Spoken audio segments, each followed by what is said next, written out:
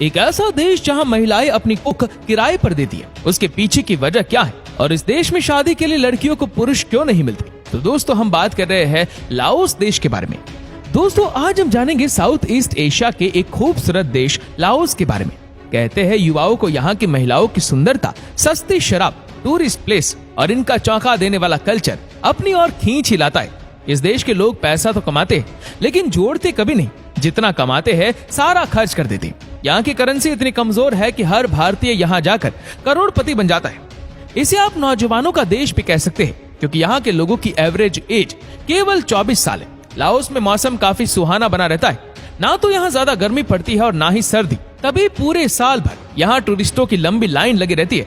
इस देश में लाओटियन कीप चलता है जो भारत के केवल 0.0049 पैसे के बराबर है। अगर कोई भारतीय 1000 रुपए वहाँ की करेंसी में चेंज करवाता है तो वो 1000 रुपए 2,05,000 कीप बन जाते हैं। इसीलिए तो हर भारतीय लाओस में करोड़पति कहलाता है और यहाँ की महिलाएं इन पर फौरन आकर्षित भी हो जाती है।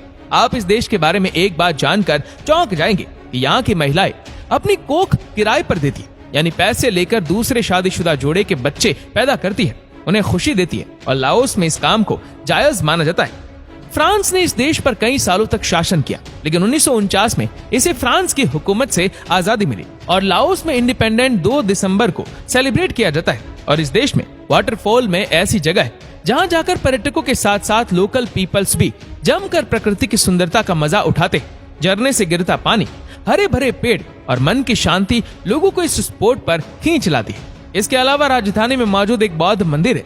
इसके कुछ हिस्से गोल्ड से भी बनाए गए और लाओस में ये घूमने का एक केंद्र है।